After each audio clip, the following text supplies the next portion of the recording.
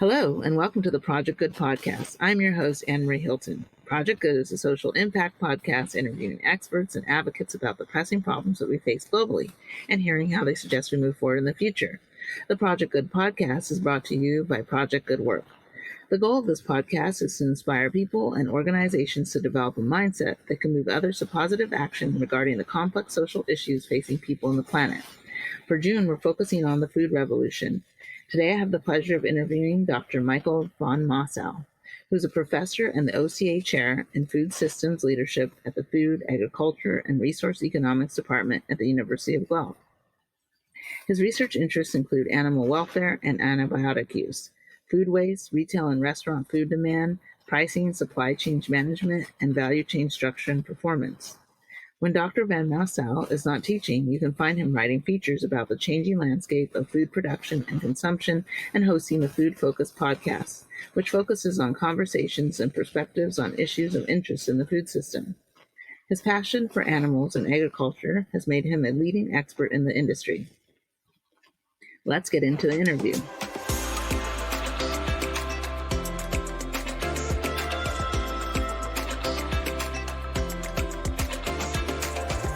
People worldwide have seen the rising food prices since the start of the pandemic, and now the war between Russia and Ukraine has exacerbated the situation, breaking family grocery bills and causing people to re-examine how they eat.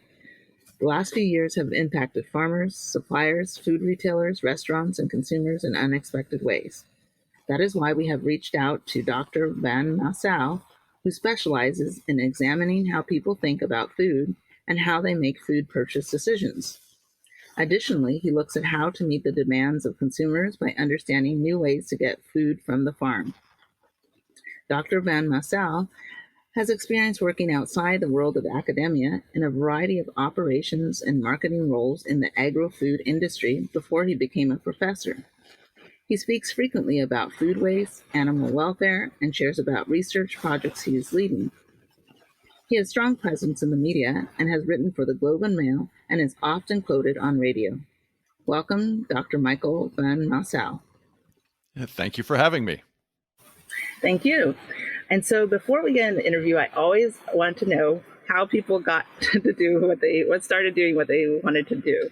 So how, I guess, did you become interested in food? I know we all eat, but I guess what made you go this direction in your career and life? Well, that's an interesting question. I'm not sure I've thought about it that explicitly before. I was trained as an agricultural economist, and a lot of my original training looked at sort of production economics, how farmers make choices about what they produce. But that's where a good bit of my professional career was focused. When I became an academic, it struck me that probably the most important decision makers in the food systems are consumers, and we hear a lot about sort of the divide between consumers and agricultural production and food production and frankly food processing and distribution as well. We don't have a good idea about where it comes from. So it struck me that really, if I wanted to understand the forces of change in food systems, the place to focus was at the consumer level. So that's kind of it was really sort of academic curiosity and probably a little bit of serendipity, finding some collaborators that were interested in similar things that led me on this path. And once I got started, I started to dig in, and it's been incredibly interesting, incredibly rewarding, and I have the best job in the world. I get to have a lot of fun. Yeah, no, I've one of the reasons I wanted to interview you because I did think it was an interesting field, and I never thought about having like a career that you would look at both how consumers are looking at food and how I guess the process and production is changing. And especially, food is important for literally everyone on the planet because we all have to eat to survive. So, what a vital role So yes, I'm so glad that I have a chance to get to speak with you, and especially right now because the world of food is, I guess you would say, changing, and in some ways, I'll say, in danger of how we need to think about our food for the future, with so much, I guess you would say, problems and situations that are occurring on the planet. One of the biggest things, of course, that affects each person daily is the rise in the cost of food. I'm sure you even personally have seen that. And I know, of course, you're on top of it as you are in the field. So, what do you think, or what are the different things that are currently contributing to this rise in the cost of food? Well, I think what we're seeing really now is a perfect storm of factors that are driving food prices up faster than we have seen them go up in a long time, and I mean across the board food prices, and we have sort of individual things that we can look at that we've seen in the past. We've just not seen this combination of things. So I would argue this combination of things sort of coming together, as I said, in a perfect storm. So let's start with the most recent, which is the Russian invasion of Ukraine, and it it impacts food prices sort of through uh, three primary things. The first being the Ukraine and Russia too are significant contributors to world trade in wheat, and so they're not they represent not 30% of the production of wheat, which is a quote I've seen a few times and is incorrect, but 30% of the trade in wheat. And that's an Hmm. important distinction because China and India are large producers of wheat, but because of their huge populations, they consume a lot of what they produce. And so they don't contribute to trade, which impacts prices. So when you take that wheat off the market, um, wheat prices go up. And so that affects us in North America, even if we're not eating Ukrainian wheat, because the world price of wheat goes up. And so anyone buying wheat has to pay a higher price or they'll lose the opportunity to buy it. For us, it means that life gets more expensive. If you are a customer in North Africa, the Middle East, of the Ukraine, in the short run, you may actually have shortages of wheat and food shortages, and so an exacerbation of already sort of tenuous food security. But for us in North America, it means wheat prices are going up, and here in Canada, we've seen bread, a direct result. We've seen bread and other wheat-based products increase in price, flour, all of those. So that's the first impact. The second impact is Russia and the Ukraine are also significant producers and exporters of fertilizer. And so, with that not flowing, we're seeing dramatic increases in the price of fertilizer. So, the cost of producing food, not just wheat, but across the board, is going up. And the final thing is less Ukraine, but Russia is a significant exporter of petroleum products. And again, that's raising the cost of not just producing food, but also distributing food. So that impacts across the board. I'm going to go back to the start there for a second, if you'll indulge me, and say wheat is the big one, but we're also seeing similar things happening with vegetable oils. That is uh, the Ukraine is a significant exporter of sunflower oil, and so sunflower oil has gone up in price, as have the prices of many of those substitutes. And we see other countries responding to that. Um, Malaysia has curtailed the export of palm oil to keep the domestic price of palm oil a little bit lower. Argentina has increased the cost of exporting and also decreased the volume of exports to keep the large populations of urban poor with wheat and flour based products that are more affordable, but that exacerbates the international market. So those are driving prices up sort of across the board and on those products specifically. The other thing we're seeing is extreme climate change, extreme weather events driving production impacts. So last year in Western Canada and in Western US, we had significant dry weather. Uh, Yields were down, so production was down. We also saw grass production go down and hay production go down.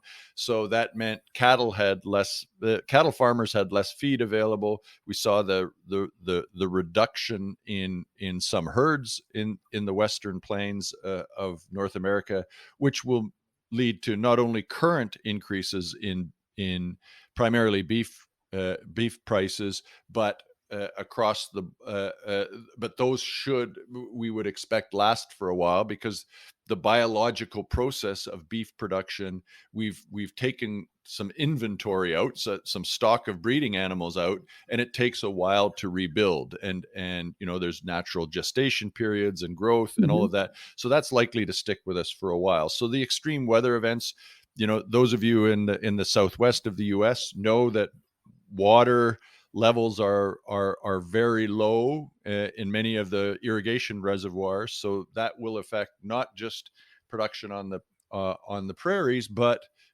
production in some of those uh, areas like California, Arizona, that are highly dependent on irrigation. So we're seeing the climate change impacts.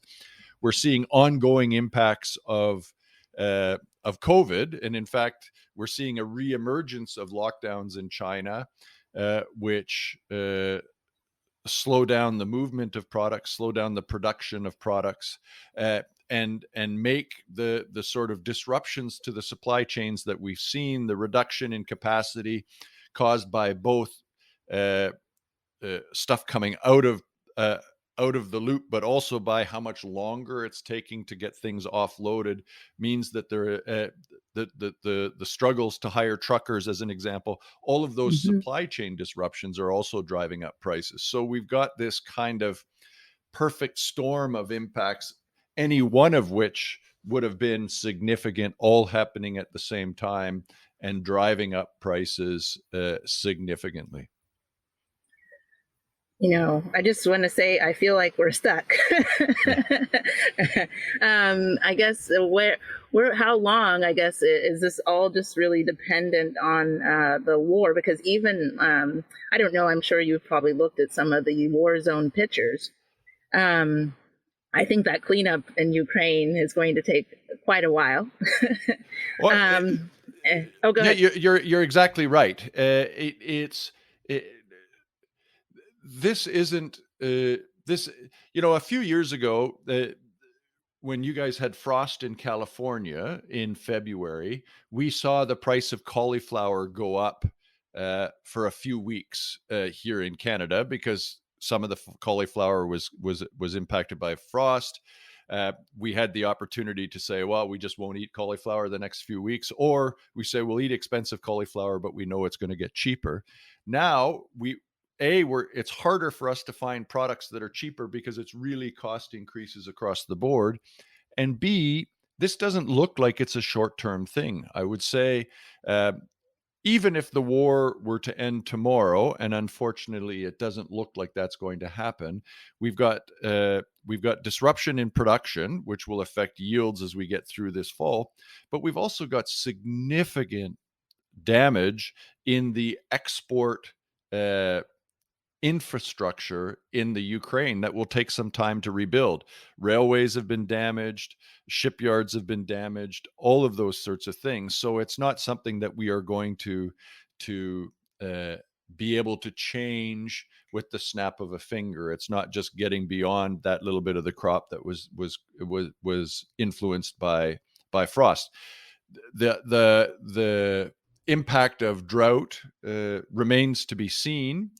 I know in Western Canada, in some parts of Western Canada, that were really worried over the winter that it was still dry, have gotten some rain, have gotten some snow late in the spring, which increases moisture. So things are looking a little bit better. But in parts of the U.S., we had wet springs last year and then dry summers, and yields were down. So it's hard for me to look in a crystal ball and say what's going to happen there.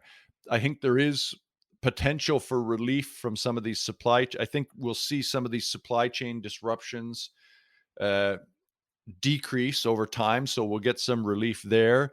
Uh, Depends if we're blessed with rain or not, whether we see some relief in the fall. But I'm not expecting that food prices we'll see a whole lot of relief from this food price inflation much before 2023 and potentially beyond that. Wow. I guess one of the things I've been seeing, just, obviously all of these things are interconnected. And I think that is, I'm just going to answer one of my own questions that I was going to ask, is that I think the pandemic and, of course, now with the war in Ukraine and Russia has really showed, I think, the world how much we're interconnected. And if anything, I guess 2020, as 2020 vision keeps opening our eyes more and more, it's time for us to wake up. So I guess that's leading me to this push. I'm in California, so California, is already a state that likes to push their health foods and green drinks and stuff like that already. But now, for I guess the general and even the global population, trying to push more to a plant-based diet, do you think that's going to really save us from different things such as climate change? Will it help us, I guess, in the short term, because of the need for obviously livestock to eat grass and things like that, and then because of course, the natural gestation that we don't have the meat available. Do you think that's going to save us in this situation, or at least alleviate? Should we start pushing more people to be plant-based? That's what I'm seeing, anyways, in the grocery stores here in California. Is that even chicken, which used to be the cheap meat, is skyrocketed. And they seem to be pushing more and more of these veggie burgers and I don't know, soy-based foods and things like that. Do you think that is the way that people should start looking in order to, I guess, contribute to hopefully give time for, I guess, regrowth for the animals and everything, or is that really not going to solve the problem if we all switch to plant-based eating? Well, I think it's an interesting question, and I think there's a couple of things we need to think about there. Uh, Plant-based eating isn't necessarily going to cost us any less. So it's not going to provide us relief from these increasing prices, because the evidence, at least here in Canada, is that the plant-based alternatives are going up at the same rate that the animal-based protein products are going up. So that's so it's not about to provide us relief from price increases. We've had some areas of drought as well. So just as we have had issues with beef and with the cost of feed for chickens and hogs and other things, we've also seen yield reductions on lentils and peas and some of those sorts of things. And frankly, we have to make some adjustments, and that's where we get into what we started talking about, is people making decisions. So I think that there is a real opportunity to diversify our diet, and I think that most North Americans aren't ready to go entirely plant-based, but I think where there's a real opportunity is to have an increased diversification in their diet. So rather than saying you should never eat meat, chicken, or pork again, we will say things like, perhaps you should eat it a little bit less. It gives you a more interesting and varied diet. It has the potential, depending on the circumstances and what you're eating, to provide some emissions relief. It has the potential, again, depending on how you're eating it and what you're eating it and how much you're eating, to give you a bit more balance and healthfulness in your diet. So I think that lots of people, me included, are eating less meat. We're probably overeating protein anyway, and diversifying my protein sources. So that's where I think people are going to make more of a difference, rather than changing whole hog. Pardon the pun; it was unintended. But Yeah. but uh, but but I think that that's where we're going to where we're going to make a bigger difference. I think though that the reality, and I'm going to challenge, if you'll let me, a little bit, the premise of your question. I think we often look for the silver bullet. I think we often look for the answer to issues that we have, and the truth is we have some big and pressing and complex problems, and that we will deal with those within the food system incrementally, and not say, well, everyone needs to eat plant-based, or we need to do this entirely. A, it's going to be tough to achieve, and B, there isn't a single answer. We see it, if we step back, we see the discussion from agriculture as well, saying, look, cars are much bigger emitters than agriculture generally, or animal agriculture specifically. Deal with that first. Or India and China are much bigger emitters than we are in North America. We should, if they're not willing to make a difference, why should we? And the truth is, we're going to deal with these issues incrementally, and we all have a role to play. And traditional livestock are looking at ways to reduce emissions from livestock. We're seeing things like uh, feeding cattle different things, uh, producing cattle in different ways, rather than with more pasture based, with sequestration. We're breeding differently, moving some people to increasing their plant based. um, we're seeing a rise of cellular agriculture, where we're going to these lab grown meats, or fermentation products that will produce food in different ways. I think that the answer is yes to all of these things, that will continue to allow us to make progress. But hanging our hat on one is dangerous. So uh, the short answer to your question is yes, we should all be eating a little bit more plant based. But if that's the only thing we do, we won't deal with the fundamentally larger challenges that we have as a civilization. Yes, and you mentioned one thing that I know has been a controversy for some people, especially in the COP26 when it came up about for farmers and cows and things like that. People were talking about climate change and how farms were, contributing at a large level for global warming. One of the big questions, though, of course, with all of the thoughts of lab based meats, and I think this is a perfect question for you. Are people interested? Have you seen people that are really interested in eating that? I know there's always the outliers that they'll eat whatever, but in general, have you found that people are, I guess, open to and I guess like to eat these lab based meats? Well, so I'll answer that in two ways. The first is, there are not many, but there are some products on the market. You can go to Shanghai. Well, you can't go to Shanghai today because they're locked down. But when they're not locked down, you can go to Shanghai today, and for $25 US, get a plate of lab grown chicken nuggets. And so, if the price is right, I think that there are people who will eat it. I think there are some people who will be more nervous about it. There's a company there in California, Perfect Day, that is producing through fermentation uh, dairy proteins.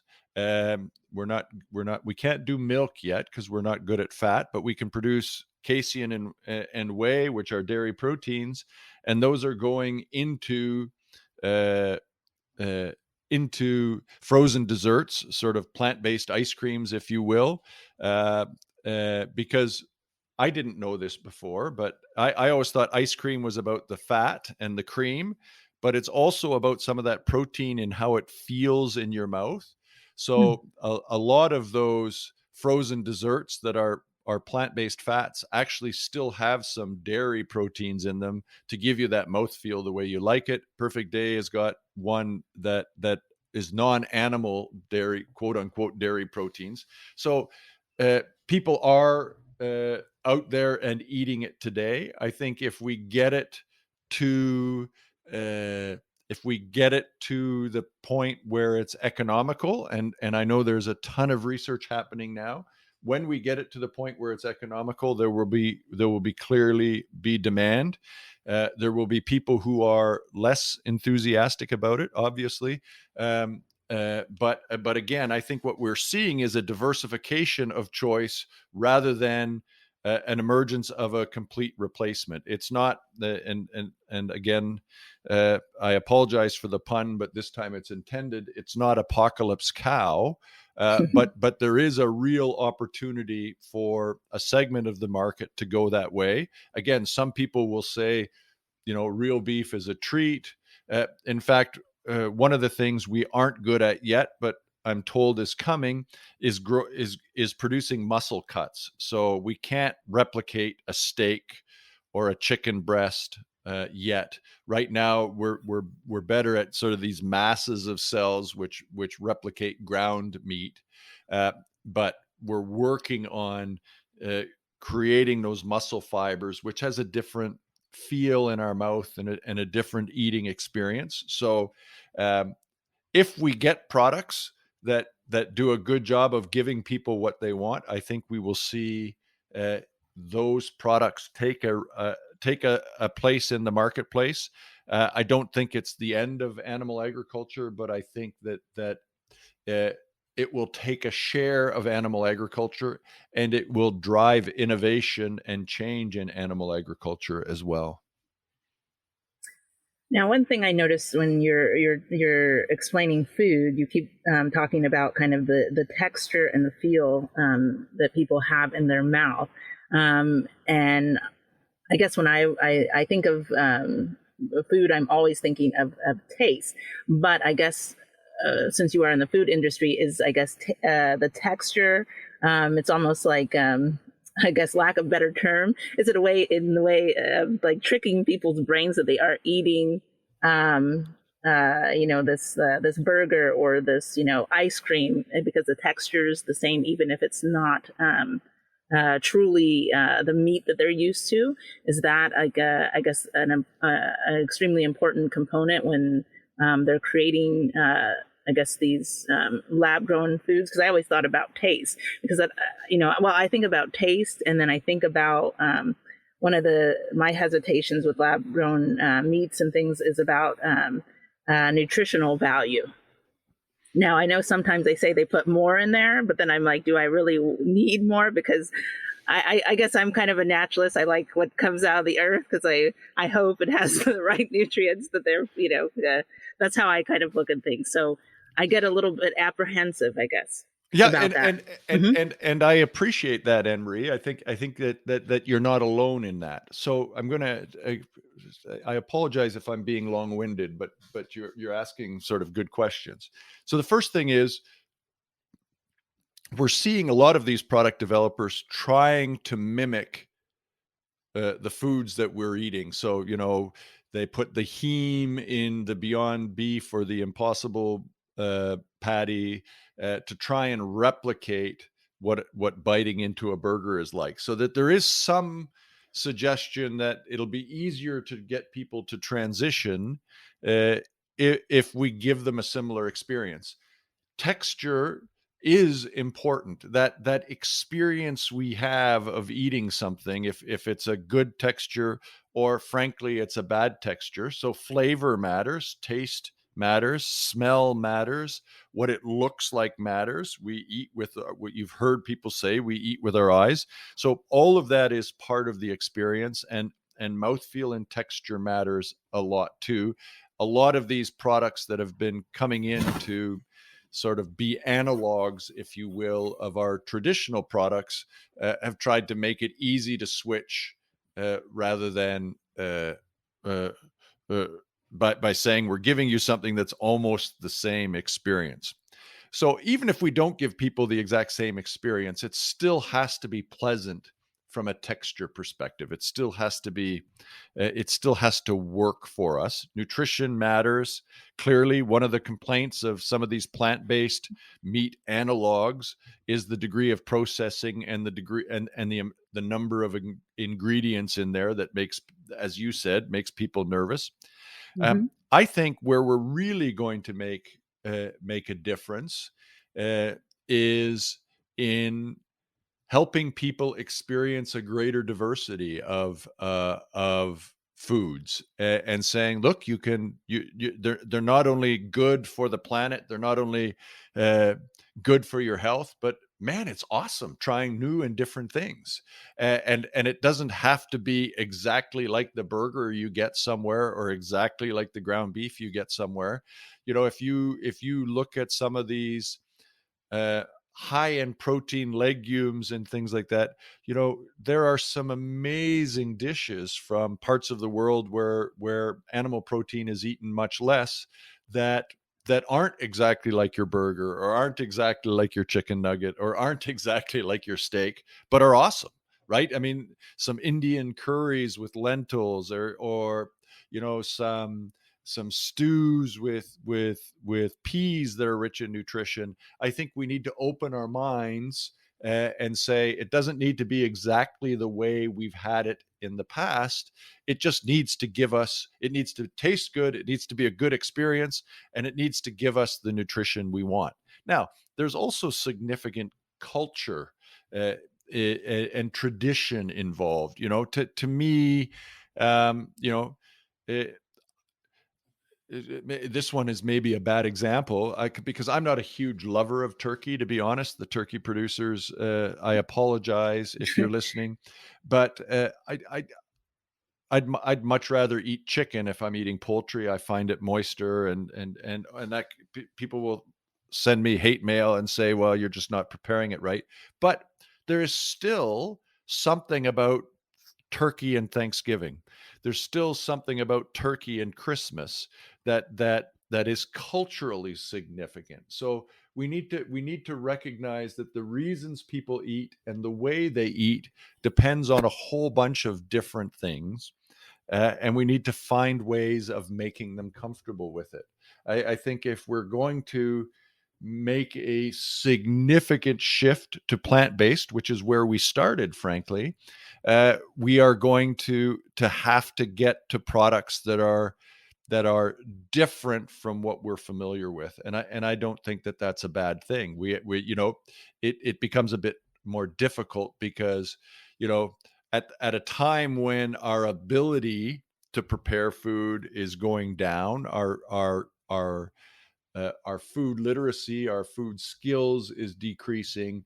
I'm making the argument that we need to eat a wider range of things. We need to eat lentils and peas, and they can be delicious. They can be delicious. They can be awesome. They can be healthy, even if they're not exactly like a burger or a steak or a hot dog or something. And so I think I started by answering your question, but maybe evangelized a little bit about thinking differently about what we eat and how we eat it.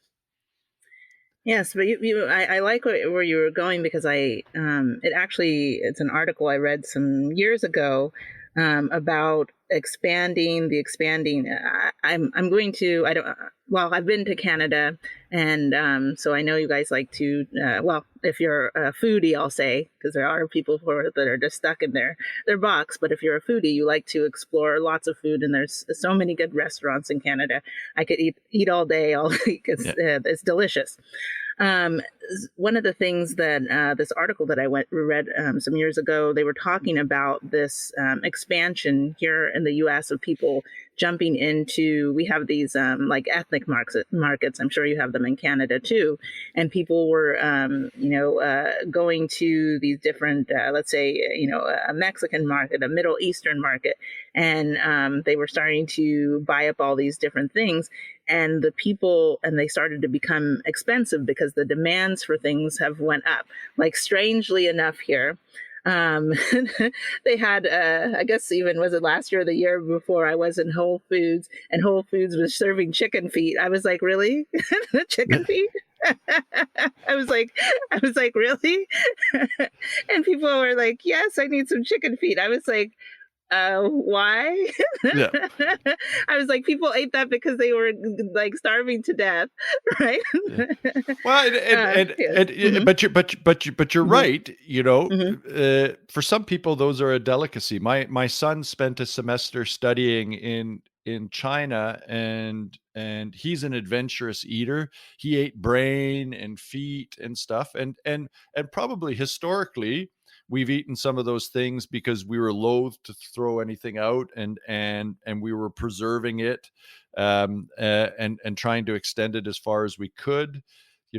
I'm a first generation Canadian. My parents came from Europe at the end of the Second World War and experienced hunger at the end of the war, and we ate everything. My dad, who's 90 to this day, still licks his thumb and picks up the crumbs from when he's finished a sandwich. Right? He just is loath to waste anything. So that was probably the genesis of eating feet. But now people just like the variety.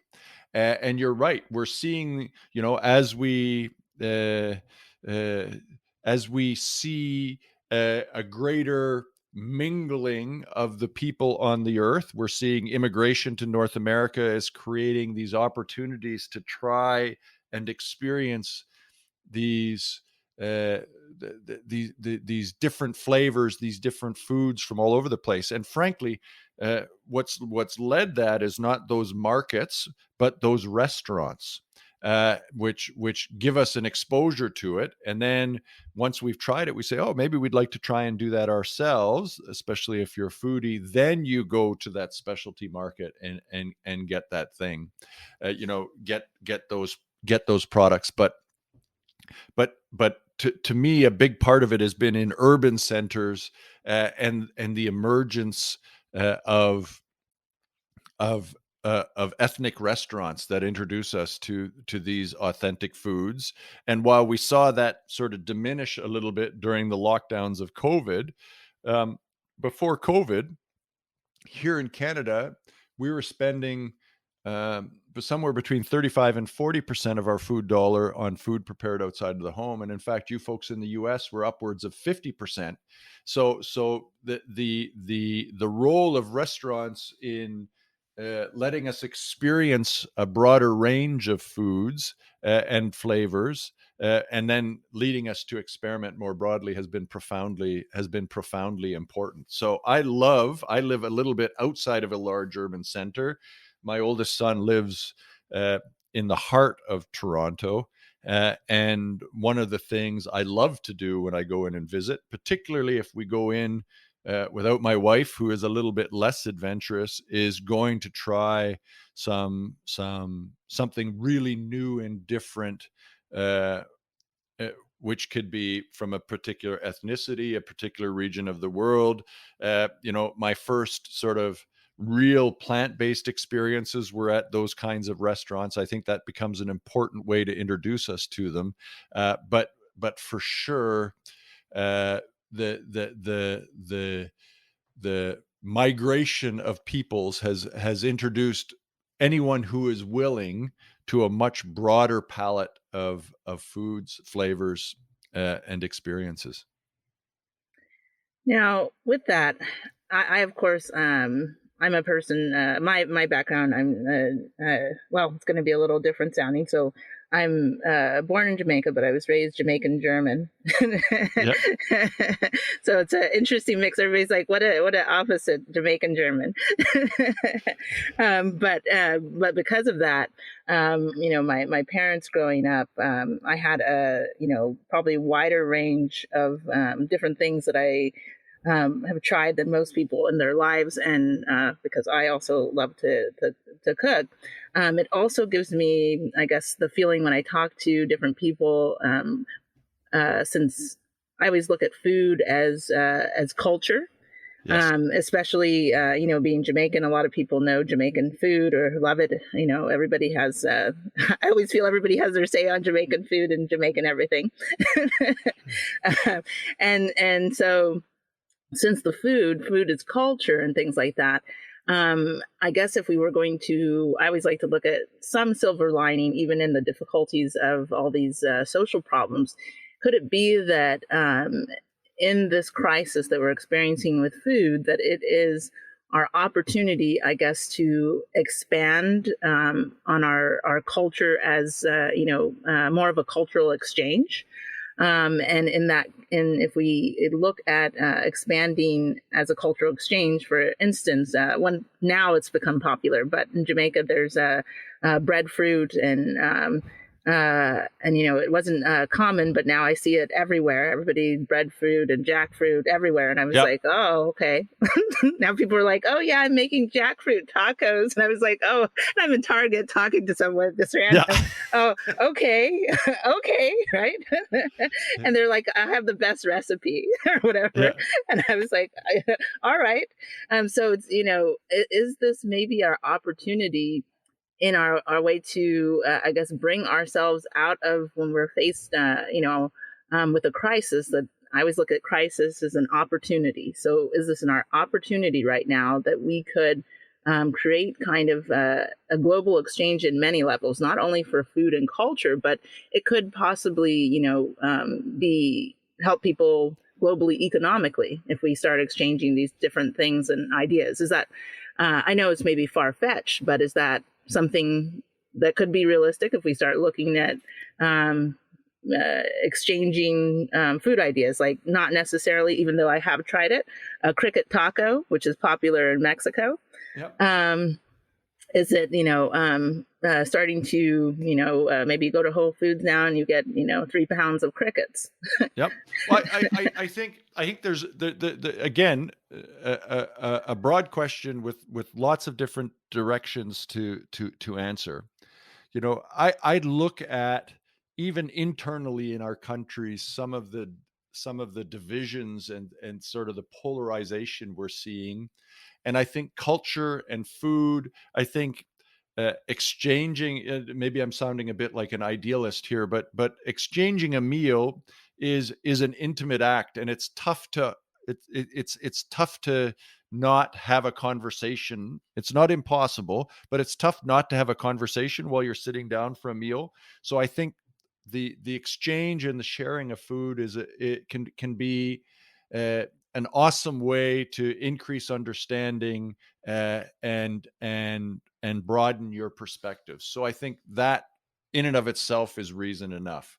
I also think that if we look at the food experiences that other people have had, particularly people who are uh, who don't have incomes as high as we do and an abundance like we are very privileged to live in North America, and the availability of food and the variety of food, and frankly, notwithstanding the current price increases, Canada and the US are the two countries in the world that spend the lowest proportion of their income on food. So we're really lucky, and so if for no other reason than just to increase understanding and exchange and sharing meals with a broader range of people, I think could be a profoundly positive thing.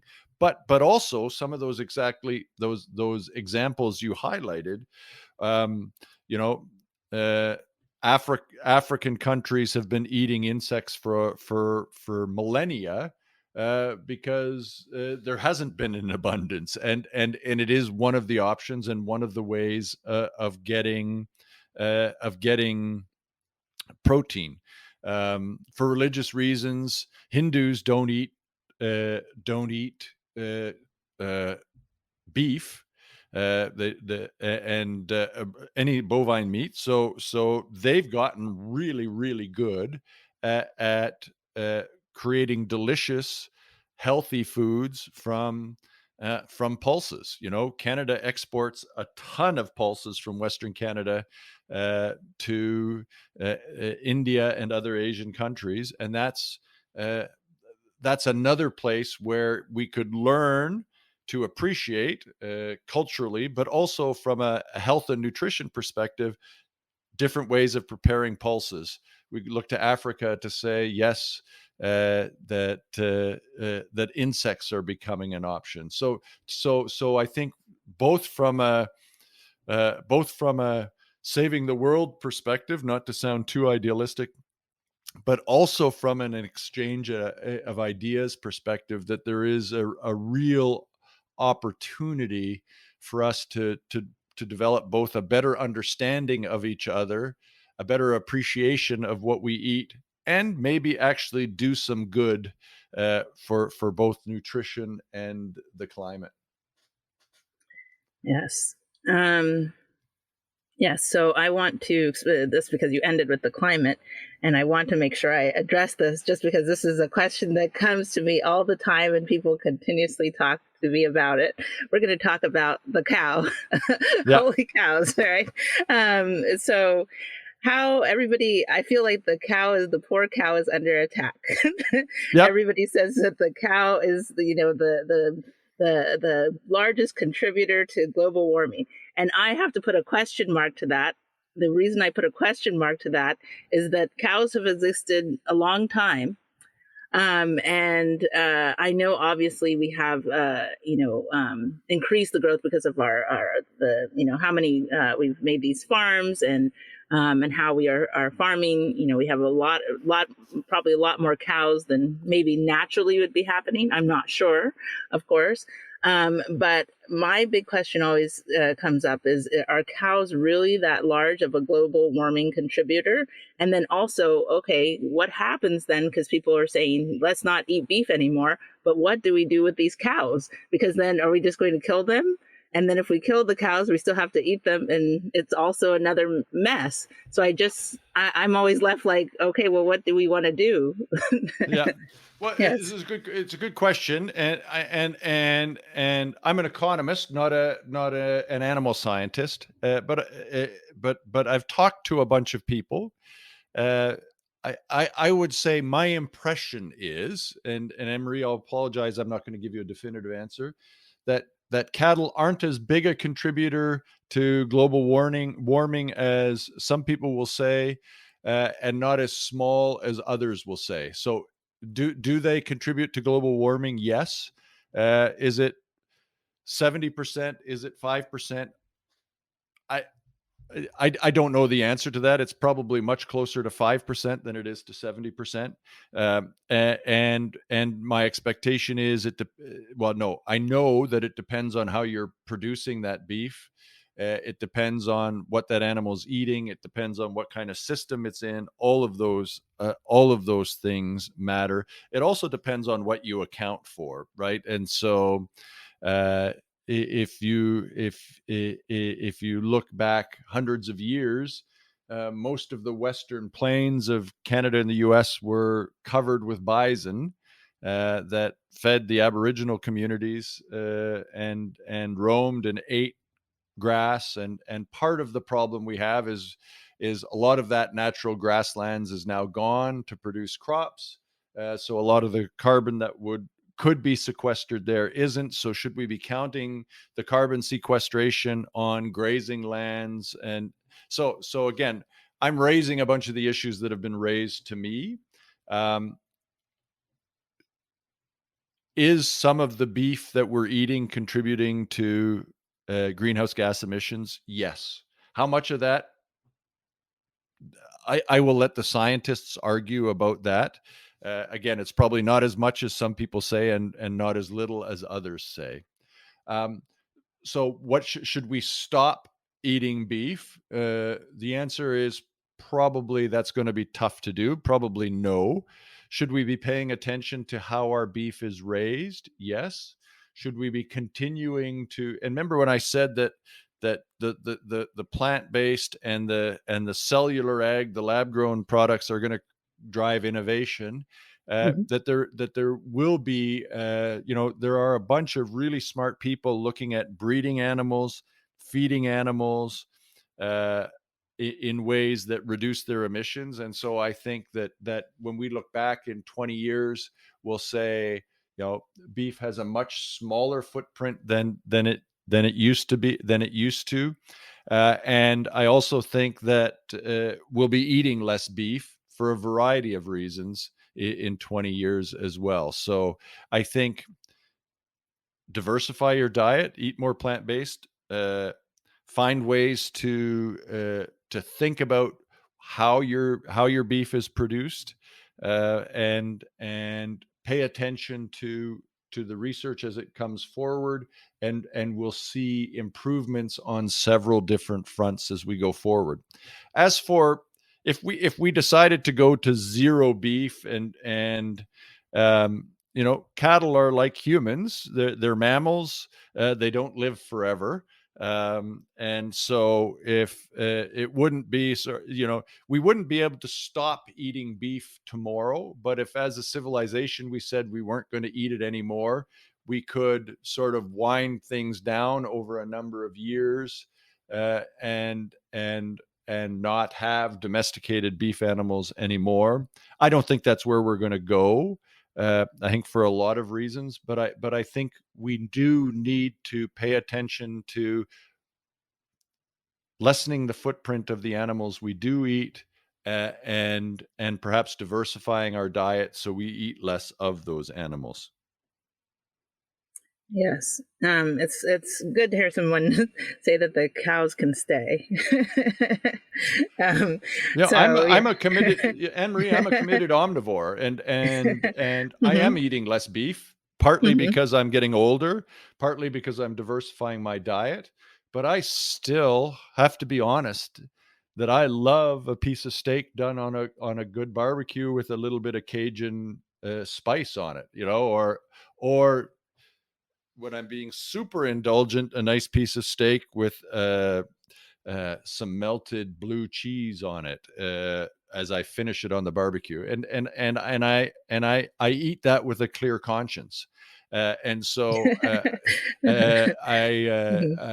I think that, yeah, we need to pay attention. We need to eat mindfully. We need to continue to find ways to do this better, but I'm not sure that again, to go back to my horrible pun, that it's apocalypse cow anytime soon. Yes, yes, yeah, because it's yeah. I had to ask that question because it's been really bothering me. I'm like, it's called livestock for a reason. Yeah. So, um, speaking of livestock and a role that cows play, I don't do any farming now, but even though I was born in Jamaica, I'm from the countryside of Jamaica, so I had there were farmers in my family. So, cows were, of course, valuable because of helping add nutrients to the soil. Yep. And right now, one of the big things, or it's predicted, I of course am not an expert, but just this is what I've been reading, is that by like 2045, if we continue doing everything that we're doing currently, we'll be close to our last harvest, and things will be even worse than they are now. We might be, fighting for an apple on the streets. Hopefully it doesn't. I'm like, I hope it doesn't get to that, because I thought this would be happening in like, uh, maybe the year like, 2150 or something. Yeah. Like I thought I would be like dead and gone, but I was like, I might still be here actually. So, um, so one of the question I wanted to ask you is about, and I know this is a little bit out of your wheelhouse, but about soil. And I wanted to ask you about soil for obvious reasons, because that's where our food comes from. And so is soil, have you seen that it's in danger? What have you been hearing about soil? Should we really be concerned about soil, or is that just people saying something? No, I think there is a real issue there. I'm going to, Anne Marie, do some shameless self promotion, if you'll indulge me. Is because I didn't know a lot about it. I spoke to someone who is a soil expert on my podcast and did 2 episodes. So if people want to hear the foundation of what I'm going to spend about the next 2 minutes talking about, they can go listen there. Shameless plug. Um, but there are. It's clear we have not managed our soil as well as we should have over the past 50 or 100 years as we've intensified agriculture, and and and and as we learn more, as we understand it better, there are things that we can and should do to improve the health of the soil. And when I say that, people sort of grimace and give me a furrowed brow and say it's dirt. What are you talking about it? But uh, these are soil is a dynamic ecosystem, and there are lots of bacteria in there, lots of small microbes. There are, we've got the plants that grow on there, the animals that live under there, and we've got this sort of delicate balance that in some areas of agriculture we've disrupted and has made our soil less productive than it can and should be. And so it's clear now that progressive farmers are paying attention to that and saying, uh, I, to me, sometimes the S word is dangerous, sustainability, because it is so overused as to be Mhm. meaningless.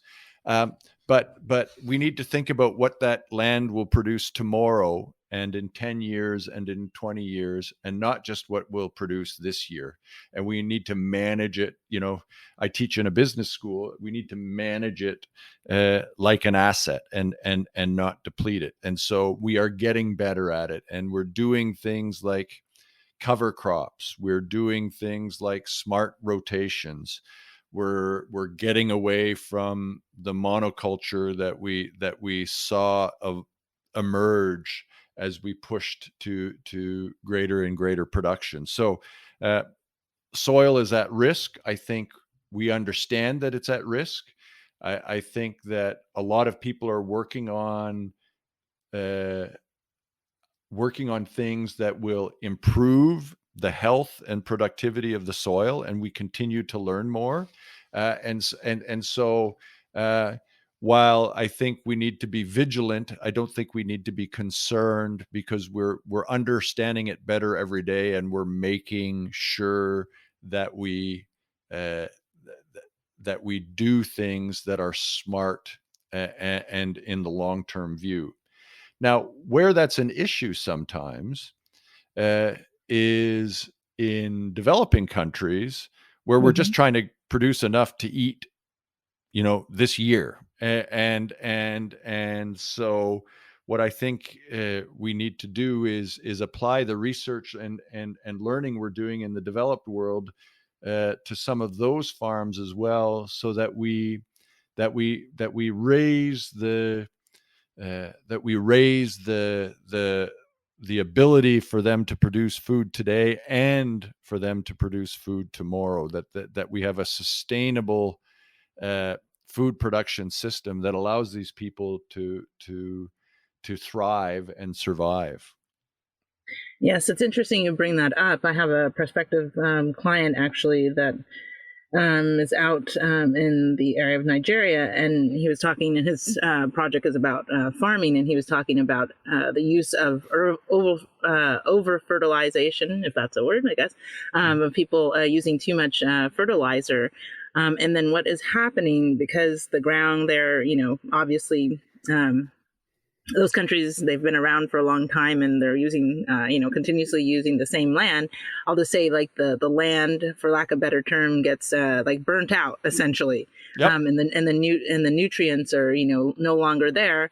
And so then what happens is that what they are experiencing is that they get different sponsors, different countries. They send them fertilizer, and they say, oh, you just need to use fertilizer, and they just pour on the fertilizer. But what happens is then the fertilizer, of course, goes into the ground, goes into the plants, and then the level of fertilizer or whatever is inside the fertilizer gets into the plant, but it's at levels that are rather toxic, right? Because the ground doesn't have the ability anymore to, I guess, absorb it and pull from it, or whatever the ground is doing. I'm Yep. assuming that it's filtering it.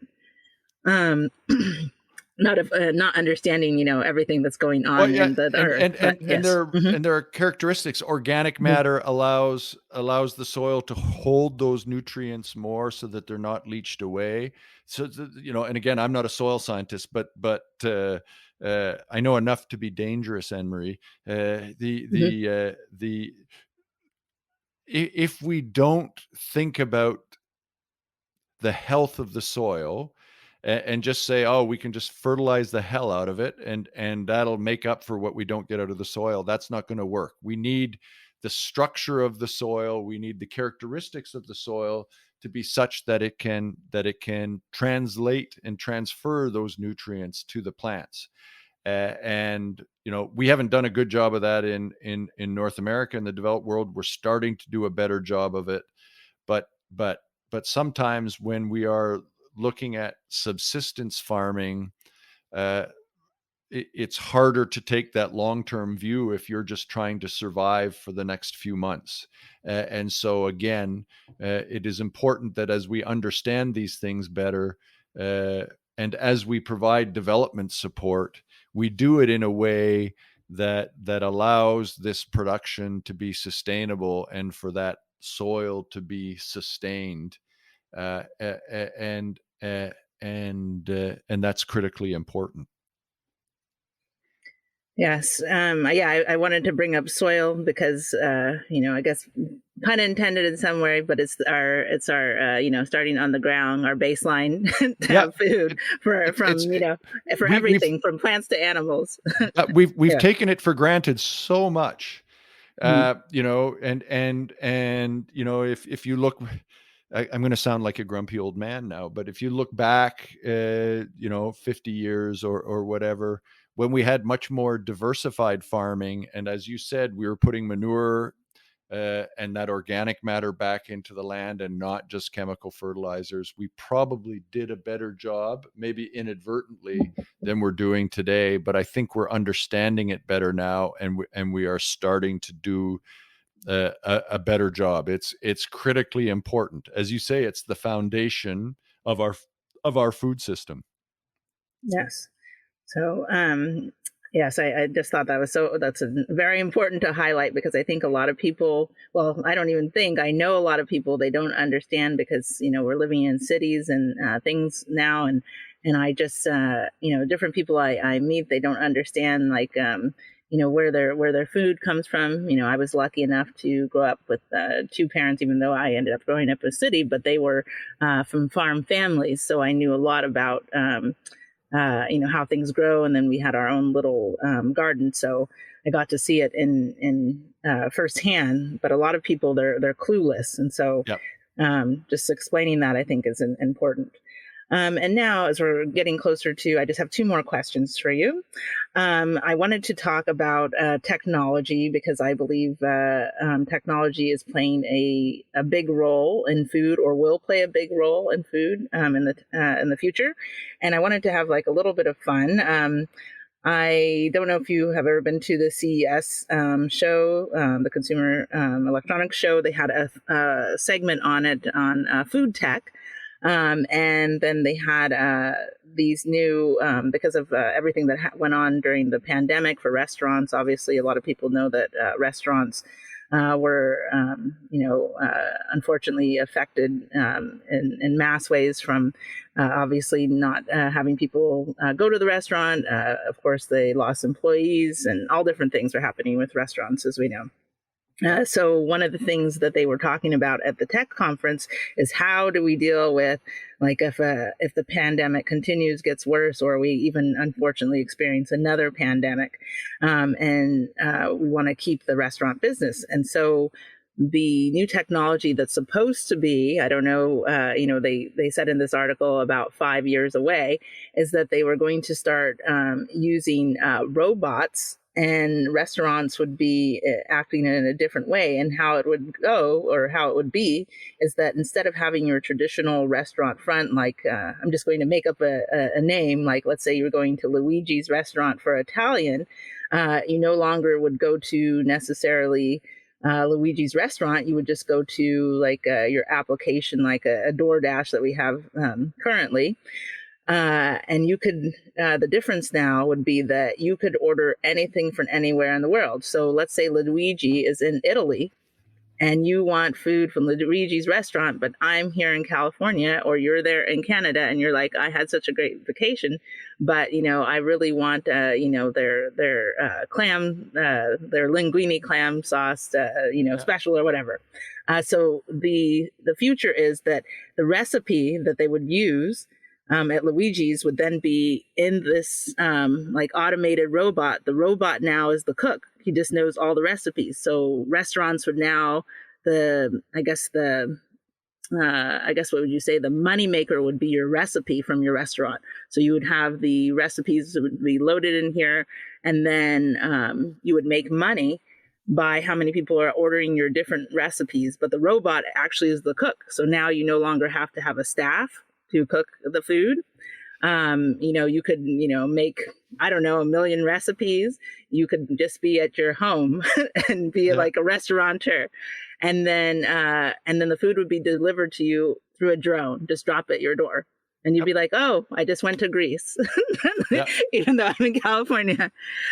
So I don't know if you've been seeing that technology or other things that are, or that. I don't know if you've seen that I one. think you know what I think.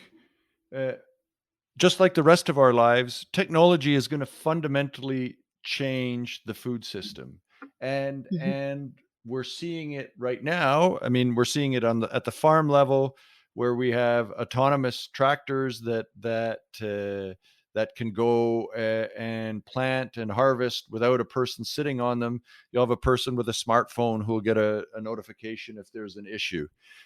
We have robotic milking for dairies, much bigger adoption here in Canada than in the US, but there are in the US as well, where the cow chooses to walk up to this machine, which then automatically milks her when she feels like she'd like to, and that helps us deal with. That helps us deal with the problem of labor availability. I've heard about those. We'll see it in food processing. During COVID, we saw big meat processing plants shut down because of outbreaks, and we'll see increased automation. Now, some automation is tough in processing and in primary production because of the nature of the variability. Not all animals are exactly the same size. So if you're using a robot to build a car, every single one of those cars, that robot goes and puts the bolt in the same place every time. If you're doing it on a beef carcass, as an example, that where that line is to cut that muscle off isn't in the identical place every time. So the technology is tougher, but we're getting there. The restaurant technology, I've seen some of it, and I think it has uh, a real opportunity to do things differently. Uh, we don't pay people in the food system enough. That goes from primary, from migrant farm labor to people working in the kitchen of the restaurant, and we're having trouble getting people to do it. So that might uh, not only reduce the requirement for manpower, but also change. You'll need people who are much more technically adept. So I think technology is going to change things. Now, to go back to your specific example, Anne Marie, I'm still going to love going to a restaurant with an open kitchen where I can see the person who's making my meal, and to me that's part of the experience. And so uh, I don't think that Luigi's clam fettuccine with clam sauce uh, will never enter my house. It may, but I may go see Giancarlo make fettuccine with clam sauce because I'll enjoy watching him, and I'll enjoy having the person come serve it to me. And I have a horrible admission to make. My wife is a little bit like Meg Ryan from When Harry Met Sally, where she has never seen a menu that is exactly to her liking, and she's always because I have friends in the restaurant industry, I'm always sort of cringing, but she's always trying to say, can we do this? Or can we do this? Or can we do this? And that's going to be tougher to do. And we're going to lose that ability. So will some of our restaurants go that way? Undoubtedly. Will all of them? No. Because it's not restaurants aren't just about the food. They are about being somewhere different. They are about having an experience. Not everyone wants to sit at the end of the bar and watch the open kitchen, but some of us do. Some of us like to be, like that interaction with a server. Others of us couldn't care less and just want to get that food delivered to us. So, will it provide an opportunity for a different experience and to get food to your home in a different way? Without a doubt. But it won't. It Like I said to your first question, it isn't. It isn't the only future of food. It is part of the future of food. The other thing that I think we've lost a little bit, and has become obvious through the pandemic with the rise of delivery. Uh, Delivery isn't cheap, and sure, we can eventually have unmanned drones that will drop something on our front step, Hmm. but some prepared food doesn't travel very well. Hmm. We have a long history of pizza and Chinese food as delivery places because those foods travel reasonably well. And if I talk to restaurateurs and say, who maybe joined Uber Eats but then left Uber Eats, if I ask them why, the first answer is it costs too much. I don't make enough margin. There's the old adage: I have good news and I have bad news. Uh, Hmm. the bad news is we're losing money on every unit. The good news is volume's up. And so, if we can get more customers, but we can't do it profitably, that's not going to work for restaurants. So the delivery model, we as customers need to be willing to spend a little bit more, I think, for that to work. And the second reason they give is, uh, you know, I lose control of my customer's experience with that, right? If you have a nice fettuccine with clam sauce, uh, that gets plated or put in, a styrofoam package at a restaurant or a ghost kitchen or whatever, and it then takes 35 minutes to get to your door, and then it takes you 10 minutes to it's not as nice as it would have been if it came through the pass at the restaurant and then showed up at your table. So I think delivery and technology has a future, but it's not the only future. Hmm. Yes, I agree. I like going to the restaurant, especially after being locked up for a few years. Oh, it's amazing, isn't it? It's just I the was so electricity of excited. having people around, and Yes, yes. being able to ask which beer would you recommend or which meal would you recommend, and then I'm a fan of open kitchens and watching people make it. There's Hmm. something there's something to that we lose if we automate too much. Yes, I agree. And my final question for you, this is more of like a global question, but how do you think society has become a reflection of the saying, you are what you eat? Well, that's a great question. Um, uh, I think if you look, there's a couple of ways. Again, you ask these great questions, and I'll answer it in a couple of ways. Uh, I think that if you look at the combination of the increase in convenience food, uh, the fact that we're spending a bigger proportion of our money, our income on food prepared outside the home. And a lot of that is, I mean, don't get me wrong, there's some great quick service restaurants, there's some great fast food, but we tend to eat this convenience food.